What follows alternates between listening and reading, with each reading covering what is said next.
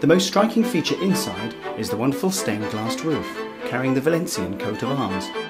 Situado en la plaza que lleva su nombre, se encuentra el Ayuntamiento de Valencia, un punto de referencia clave para visitantes y valencianos.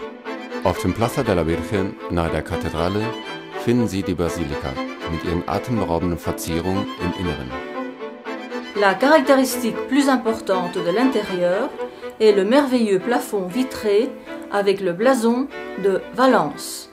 Gepositioneerd op het plein dat dezelfde naam heeft, vindt u het stadhuis van Valencia, een bekend referentiepunt voor toeristen en inwoners.